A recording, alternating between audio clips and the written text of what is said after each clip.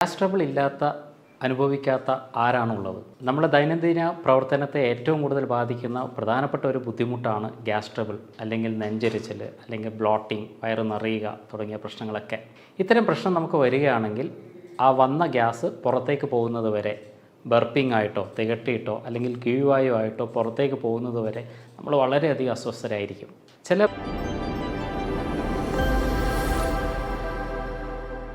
Hi, ഞാൻ doctor Shimji, CMO Prakriti Saukhyam, Kanhangad. Gas trouble അനുഭവിക്കാത്ത ആരാണുള്ളത്? നമ്മുടെ ദൈനംദിന പ്രവർത്തനത്തെ ഏറ്റവും കൂടുതൽ ബാധിക്കുന്ന പ്രധാനപ്പെട്ട ഒരു ബുദ്ധിമുട്ടാണ് ഗ്യാസ് ട്രബിൾ, അല്ലെങ്കിൽ നെഞ്ചെരിച്ചൽ, അല്ലെങ്കിൽ ബ്ലോട്ടിംഗ്, വയറ് നിറയുക തുടങ്ങിയ പ്രശ്നങ്ങളൊക്കെ. ഇത്തരം പ്രശ്നം നമുക്ക് വരികയാണെങ്കിൽ ആ വന്ന ഗ്യാസ് പുറത്തേക്ക് പോകുന്നത് വരെ, ബർപ്പിംഗ് ആയിട്ടോ തികട്ടിയിട്ടോ അല്ലെങ്കിൽ കീഴ്വായു ആയിട്ടോ പുറത്തേക്ക് പോകുന്നത് വരെ നമ്മൾ വളരെയധികം അസ്വസ്ഥരായിരിക്കും. ചില പേഷ്യൻസൊക്കെ വന്നു കഴിഞ്ഞാൽ പറയാറുണ്ട്, ഗ്യാസ് തലയിലൊക്കെ കയറുന്നു, തലകറക്കം വരുന്നു, അസ്വസ്ഥതയുണ്ടാകുന്നു എന്നൊക്കെ. മറ്റു ചിലർക്ക് ഹൃദയത്തിലേക്കാണ് ഗ്യാസ് കയറുന്നത് എന്നൊക്കെ പറയാറുണ്ട്. ചിലരൊക്കെ MRIയും അല്ലെങ്കിൽ ECG ഒക്കെ ചെയ്ത് വരുന്ന ആൾക്കാരുമുണ്ട്. എല്ലാ ടെസ്റ്റുകളും ചെയ്ത് ഒരു കുഴപ്പമില്ല എന്ന് പറഞ്ഞ് മാനസികമായിട്ടുള്ള പ്രശ്നങ്ങളാണെന്ന് കൺക്ലൂഷനിലേക്ക് എത്തിച്ചേരുന്ന ആൾക്കാരും ഉണ്ട്. പക്ഷേ പൊതുവായി നെഞ്ചരിച്ചിലായാലും ബ്ലോട്ടിംഗ് ആയാലും മറ്റുള്ള ഗ്യാസ് ട്രബിൾ ആയാലും കൊടുക്കുന്ന മരുന്ന് ജലൂസിലായിരിക്കാം. എല്ലാ അസുഖത്തിനും ഒരു മരുന്ന്. പക്ഷേ പലപ്പോഴും ജലൂസിൽ കഴിക്കുമ്പോൾ ഈ സിംറ്റങ്ങൾ ഒരു പരിധിവരെ കുറയാറുണ്ടെങ്കിലും പിന്നീട് കൂടുതൽ ശക്തമായി അടുത്ത ദിവസങ്ങളിൽ പ്രത്യക്ഷപ്പെടുന്നതായിട്ടും കാണാം. എന്തുകൊണ്ടാണ് ഈ പ്രശ്നങ്ങൾ വരുന്നത്? ഈ ലക്ഷണങ്ങൾക്കൊക്കെ ഒരു കാരണം മാത്രമാണോ ഉള്ളത്? ഇതാണ് ഇന്ന് നമുക്ക് പരിശോധിക്കേണ്ടത്. ഇത്തരം ലക്ഷണങ്ങൾക്കൊക്കെ ഒരു കാരണമല്ല, പല കാരണങ്ങളുണ്ട്. അതിലേറ്റവും പ്രധാനപ്പെട്ട 2 കാരണങ്ങളെക്കുറിച്ചാണ് ഇന്ന് നമ്മൾ ചർച്ച ചെയ്യുന്നത്. അതിലേറ്റവും ആദ്യത്തേത് ഹൈപ്പോ ആസിഡിറ്റി. എന്ത് പ്രശ്നം വന്നാലും നമ്മൾ പറയുക ആസിഡ് കൂടി, അസിഡിറ്റി ഉണ്ട് എന്നാണ്. പക്ഷേ പല ലക്ഷണങ്ങളും ഒരു പക്ഷേ ശരീരത്തിനകത്തുള്ള ആസിഡിൻ്റെ അളവ് കുറയുന്നത് കൊണ്ടായിരിക്കാം. എങ്ങനെയാണ് ശരീരത്തിനകത്തുള്ള ആസിഡ് കുറയുന്നത്? നമ്മുടെ ശരീരത്തിൽ ആസിഡ് ഉണ്ടാക്കുന്നത് പെരൈറ്റൽ സെൽസ് എന്ന് പറയുന്ന സെല്ലിലാണ്. ഈ പെരൈറ്റൽ സെൽസിന് ഏതെങ്കിലും തരത്തിലുള്ള ഇൻഫ്ലമേഷൻ വരികയാണെങ്കിൽ ആസിഡിൻ്റെ സെക്രീഷൻ ഉണ്ടാകില്ല. ഇത്തരത്തിൽ ആസിഡിൻ്റെ നിർമ്മാണം തടസ്സപ്പെടുത്തുമ്പോഴാണ് പലപ്പോഴും പലർക്കും ഈ പറയുന്ന അസ്വസ്ഥതകൾ ഉണ്ടാകാറുള്ളത്. എന്തുകൊണ്ടാണ് ഇത്തരം പെരൈറ്റൽ സെൽ ഡാമേജ് അല്ലെങ്കിൽ ബ്ലോക്കേജ് ഉണ്ടാകുന്നത്? ശരിയായ ഒരു കാഴ്ചപ്പാട് അതിൽ വരുന്നത് H. പൈലോറി എന്ന് പറയുന്ന ബാക്ടീരിയയുടെ അളവ് വരുന്ന വ്യത്യാസമാണ്. H. പൈലോറി ശരീരത്തിനകത്തുള്ള ആസിഡിൻ്റെ അളവ് കുറക്കാനും സഹായിക്കുന്ന ഒരു കാര്യമാണ്. ഇത് മുൻപേ തന്നെ ഹെൽത്ത് മേഖലയിൽ ചർച്ച ചെയ്യപ്പെട്ടുകൊണ്ടിരിക്കുന്ന ഒരു വസ്തുതയുമാണ്. റീസെൻ്റായിട്ട് നമ്മൾ മനസ്സിലാക്കിയ വേറൊരു കാര്യം കൂടിയുണ്ട്. പലപ്പോഴും ഹൈപ്പോ ആസിഡിറ്റി അല്ലെങ്കിൽ ആസിഡ് കുറയുക എന്ന് പറയുന്ന കണ്ടീഷൻ അസോസിയേറ്റ് ചെയ്ത് വരുന്നത് തൈറോയ്ഡ് ആൻറ്റിബോഡിയുമായിട്ടാണ്. ശരീരത്തിൽ തൈറോയ്ഡ് ആൻറ്റിബോഡി റിയാക്ഷൻ ഉള്ളവർക്ക് ഹൈപ്പോ ആസിഡിറ്റി അല്ലെങ്കിൽ ആസിഡിൻ്റെ സെക്രീഷൻ കുറഞ്ഞു വരുന്നതായിട്ട് ക്ലിനിക്കൽ റിസർച്ചസിൽ വ്യക്തമായിട്ടുണ്ട്.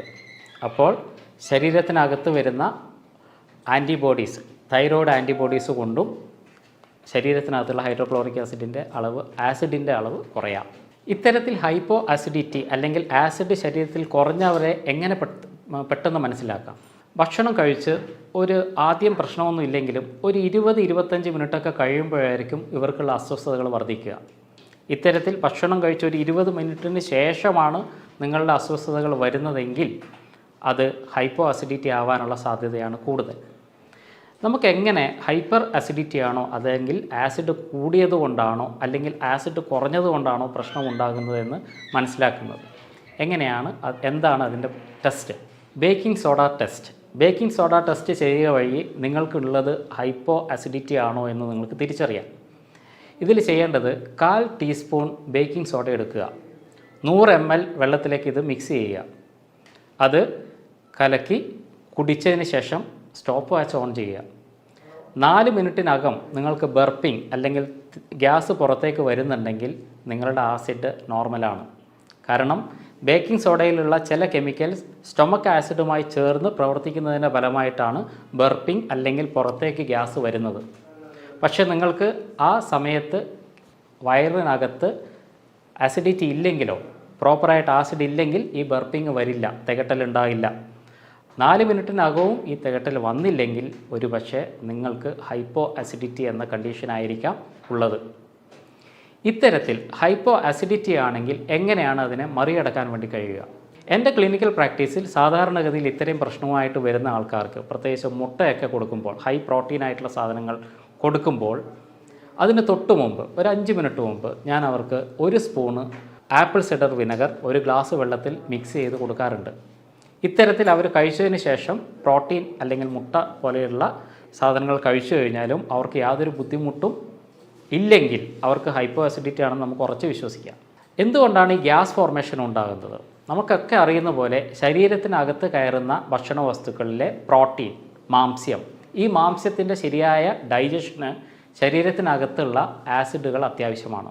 ഹൈപ്പോ അസിഡിറ്റി ആയാൽ അല്ലെങ്കിൽ ആസിഡ് ശരിയായ രീതിയിൽ ശരീരത്തിനകത്ത് ഇല്ലെങ്കിൽ ഇത്തരത്തിൽ അകത്തേക്ക് പോകുന്ന പ്രോട്ടീനുകളുടെ ദഹനം സാധ്യമാകില്ല.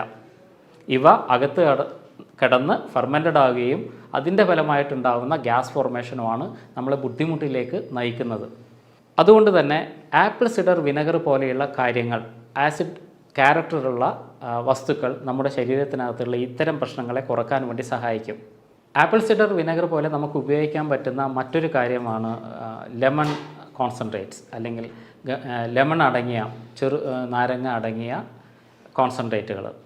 അതേപോലെ തന്നെ ജിഞ്ചർ, പ്രത്യേകിച്ച് ജിഞ്ചർ കൂടി ചേർത്തിട്ടുള്ള മോര്, ഇതൊക്കെ നമ്മളെ ഇത്തരത്തിലുള്ള പ്രശ്നങ്ങളിൽ നിന്ന് മറികടക്കാൻ വേണ്ടി സഹായിക്കുന്നതാണ്.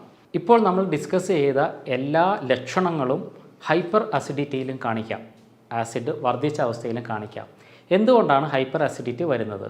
നേരത്തെ നമ്മൾ ചർച്ച ചെയ്തതുപോലെ പെരൈറ്റൽ സെൽസാണ് ഈ ആസിഡിനെ സെക്രീറ്റ് ചെയ്യുന്നത്. പെരൈറ്റൽ സെൽസിലുണ്ടാകുന്ന ചില ട്രിഗേഴ്സ്, അതിനകത്ത് വരുന്ന ചില സ്റ്റിമുലേഷൻസ് ആണ് ഇത്തരത്തിലുള്ള ഓവറായിട്ടുള്ള ആസിഡ് സെക്രീഷന് ഇടവരുത്തുന്നത്. എന്തൊക്കെയാണ് പ്രധാനമായിട്ടും ഹൈപ്പർ അസിഡിറ്റിക്ക് കാരണമാകുന്ന കാര്യങ്ങൾ? അതിലേറ്റവും പ്രധാനം എച്ച് പൈലോറി തന്നെയാണ്. എച്ച് പൈലോറി ഈക്വലി ഹൈപ്പോ അസിഡിറ്റിക്കും ഹൈപ്പർ അസിഡിറ്റിക്കും കാരണക്കാരനാകുന്നു എന്നുള്ളതാണ്. അപ്പോൾ എച്ച് പൈലോറിയെ നിയന്ത്രിക്കുക എന്നുള്ളതും വളരെ പ്രധാനപ്പെട്ട ഒരു കാര്യമാണ്. ഇതേപോലെ തന്നെ കോർട്ടിസോൾ അല്ലെങ്കിൽ സ്ട്രെസ് ഹോർമോൺസ്, കോർട്ടിസോൾ പോലെയുള്ള സ്ട്രെസ് ഹോർമോൺസുകളും നമ്മുടെ ഹൈപ്പർ സെക്രീഷന് സാധ്യത ഉണ്ടാക്കുന്നു. അതുകൊണ്ട് ഹൈപ്പർ അസിഡിറ്റി ഉള്ളവർ സ്ട്രെസ് മാനേജ്മെൻറ്റ് ചെയ്യേണ്ടതും വളരെ വളരെ അത്യാവശ്യമുള്ള കാര്യം തന്നെയാണ്. ഇനി നിങ്ങൾക്ക് വന്നത് ഹൈപ്പർ അസിഡിറ്റി കൊണ്ടുള്ള പ്രശ്നങ്ങളാണെങ്കിൽ എങ്ങനെ അതിനെ മറികടക്കാം? എച്ച് പൈലോറിയെ നിയന്ത്രിക്കാനുള്ള ഏറ്റവും നല്ല മാർഗ്ഗങ്ങളിലൊന്ന് ബ്ലാക്ക് ക്യുമിൻ സീഡ്സ് അല്ലെങ്കിൽ കരിഞ്ജീരകമാണ്. കരിഞ്ജീരകം 1-2 സ്പൂണ് പൊടിച്ച് അതിനകത്ത് തേനിൽ ചാലിച്ച് കഴിക്കുന്നത്, 2 നേരമായി കഴിക്കുന്നത് എച്ച് പൈലോറിയെ നിയന്ത്രിക്കാൻ വളരെയധികം സഹായിക്കുന്നതാണ്. പ്രോബയോട്ടിക്സ് അടങ്ങിയ ഭക്ഷണങ്ങൾ കഴിക്കുക എന്നുള്ളതും ഇതിന് നല്ലൊരു പ്രതിവിധിയാണ്. അതേപോലെ തന്നെ നന്നാറി വേര് ചതച്ചിട്ട് തിളപ്പിക്കുന്ന വെള്ളം കുടിക്കാനായി ഉപയോഗിക്കുക.